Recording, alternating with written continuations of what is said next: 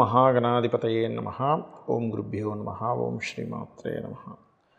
అరుణాం కరుణాతరంగితాక్షీం ధృతపాశాంకుశపుష్పబాణచాపాం అనిమాదిభిరావృతాం మయూకైః అహమిత్యేవ విభావయే భవానీం. శ్రీమాత్రే నమః.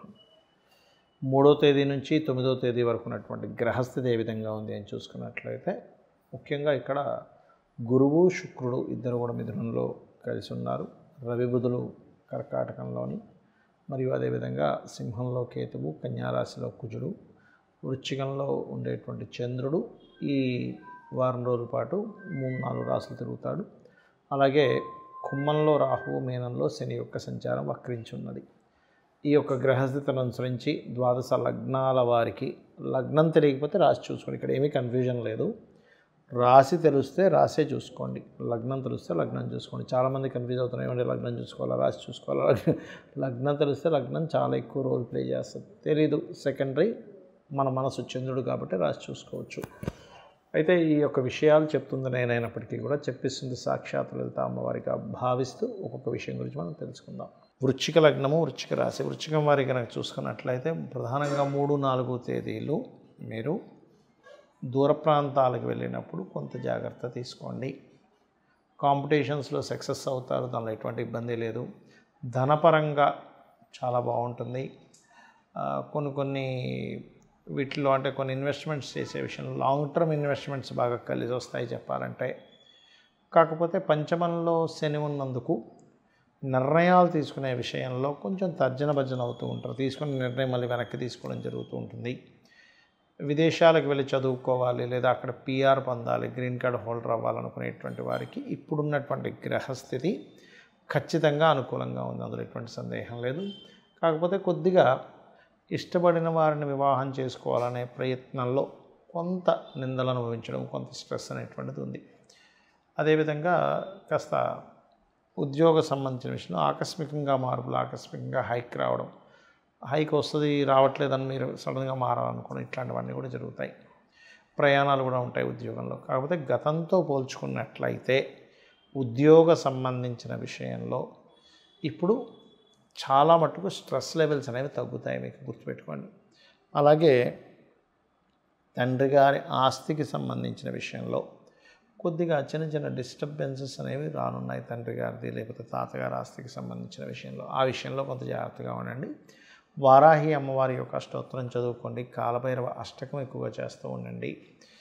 మరియు మరొక విషయం ఏంటంటే, ఇక్కడ ఈ పంచమంలో శని ఉండడము, లాభంలో కుజు ఉండడం వల్ల ఏమవుతుంటుందంటే, ఒక్కొక్కసారి షేర్ మార్కెట్ రిలేటెడ్ సంబంధించిన విషయంలో కొన్ని రాంగ్ స్టెప్స్ పడుతూ ఉంటాయి.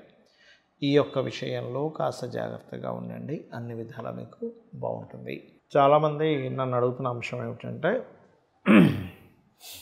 ఒకే మహాదశ నడుస్తుంది, ఆ దశ ఇంతకాలం ఉంటుందని చెప్తుంటారు. కష్టాలు వాళ్ళు ఏదైతే కష్టపడుతుంటారో, అంటే అప్పుల వల్ల కావచ్చు, ధనం ఇరుక్కుపోవడం కావచ్చు, రోగ సంబంధించినవి కావచ్చు, ఉద్యోగం లేకపోవడం కావచ్చు, వ్యాపారం నడవకపోవడం కావచ్చు, ఇటువంటివన్నీ కూడా ఇప్పుడు చూడండి. చిన్న ఎగ్జాంపుల్, ఒకటేదో మహాదశ ప్రారంభమైంది, ఏ బుధ మహాదశ ప్రారంభమైంది అయినప్పుడు ఎంత ఉందండి అంటే, ఒక 4 సంవత్సరాలు అయిపోయింది, ఇంకొక 13 సంవత్సరాల దాకా ఉంటుంది బుధ మహాదశ అనగా. అమ్మ బుధుల్లో అంతా ఇంతేనా అంటూ ఉంటారు. దాన్ని ఏమైనా అధిగమించగలమా అసలు? ఇక్కడ 2 విషయాలు. మనకి ఎటువంటి మహాదశ నడుస్తుందో ఆ దశానాథుడు ఇంకా ఎంతకాలం ఉన్నదో చూసుకోవాలి. చూసుకొని దాన్ని అధిగమించడం అంటే ఏమీ లేదు. ఇప్పుడు చలికాలం వచ్చింది, బాగా ఎండాకాలం వచ్చింది. చలికాలం అంతా అలాగే భరించాలా అంటే, నువ్వు రూమ్ లోపల హీటర్ పెట్టుకోవచ్చు, లేకపోతే ఏదైనా దుప్పటి కప్పుకోవచ్చు, స్వెటర్ వేసుకోవచ్చు. కాలం మారిపోదు, అలాగే దశ వెంటనే మారిపోదు. మీకు ఆ దశ ఎంతకాలం ఉందో దాని ప్రభావం ఇస్తూ ఉంటుంది. కానీ మీరు దాని నుంచి రక్షించుకోవడానికి మీకు ఎటువంటి ఇబ్బంది ఉందో ఆ ఇబ్బందికి తగ్గట్టుగా మీరు అమ్మవారిని ఆ మంత్రం చేసుకుంటూ బయటపడవచ్చు, గుర్తుపెట్టుకోండి. అలాగే గృహం విషయంలో కూడా చాలామంది అడుగుతూ ఉంటారు, ఏంటంటే ఏమంటే ఇంట్లో ఉన్నంతకాలం ఇంతేనా అని అడుగుతూ ఉంటారు కొంతమంది. లేనట్లయితే మేము వచ్చినప్పుడు బాగానే ఉందండి, ఒక 3-4 ఏళ్ళు చాలా బాగుంది, తర్వాత మాకు ఎందుకు ఇబ్బంది వచ్చింది అన్నప్పుడు మీరు చెక్ చేసుకోవాల్సింది మీ జన్మజాతకంలో ఏదైనా మహాదశ కానీ, అంతర్దశ కానీ, లేకపోతే గోచారం కానీ మారి ఉంటుంది. ఎలా అంటే చిన్న ఎగ్జాంపుల్ చెప్తా. ఆరోగ్యంగానే ఉన్నాడు మనిషి, కానీ సడన్గా స్ట్రోక్ రావడమో, జ్వరం రావడమో, లేకపోతే సమ్ ఇబ్బంది వచ్చింది అనుకోండి, ఆ వ్యక్తికి. అప్పుడేంటి అతనికి లోపల ఏదో చేంజ్ వచ్చింది లోపల. అంటే ఏంటి, బాగా కొలెస్ట్రాల్ ఏదైనా ఫుడ్ తిన్నాడా, లేకపోతే బ్లడ్ క్లాట్స్ అయ్యాయా, లేకపోతే బీపీ అండ్ షుగర్ లెవెల్స్ పెరిగాయా, ఇన్ని సంవత్సరాల నుంచి లేదంటే అప్పుడే వచ్చిందంటే దాని అర్థం ఏంటి, బాడీలో ఎలా అయితే చేంజ్ జరిగితే బాడీ రోగానికి గురవుతుందో మహాదశ అంతర్దశల్లో కూడా చేంజ్ జరిగినప్పుడు గురవుతుంది.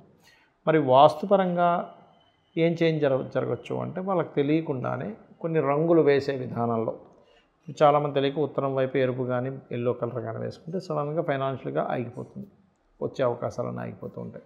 వైట్ కలర్ ఉంటే చాలా బాగుంటుంది. అలాగే ఇంట్లో ఒక్కొక్కసారి ఎక్స్ట్రాకి ఇంకో బాత్రూమ్ కట్టించామండి అంటారు. అది ఒక్కొక్కసారి ఫైనాన్షియల్ హౌసెస్ అయితే కూడా అక్కడ మీకు బ్లాకేజ్ ఏర్పడుతుంది. అంటే నార్త్లో కానీ, ఆగ్నేయంలో కానీ, పడమరలో కానీ. ఇలాగా మనం ఏదైనా నిర్మాణం చేసినప్పుడు అది కరెక్ట్ ప్లేస్లో చేస్తున్నామా లేదా. ఎందుకంటే కొంతమంది కొన్ని ఫుడ్స్ పడవు.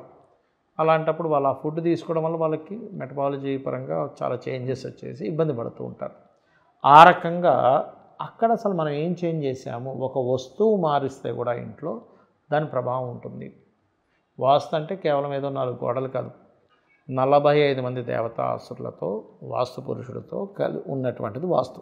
ఓకే, ఇప్పుడు మనం దాన్ని ఎలా అర్థం చేసుకోవాలంటే ఇంట్లో నిర్మాణము, డోర్ పాయింట్స్, కలర్స్, వస్తువు, యాక్టివిటీ, ఆ వస్తువుతో కూడిన యాక్టివిటీ. అంటే ఎక్కడ తింటున్నాం, ఎక్కడ బాత్రూమ్స్ కట్టుకున్నాం, ఎటువైపు నిద్రపోతున్నాం, ఎక్కడ ఎటువంటి యాక్టివిటీ చేస్తున్నాం. చాలామంది తెలియక ఐరన్ బాక్సెస్ లాంటివి అవి కూడా దక్షిణంలో పెట్టకుండా ఉత్తరంలో పెడుతుంటారు. అది ఫైరీ ఎలిమెంట్, పంచభూతాలతో సంబంధంగా ఉంటుంది.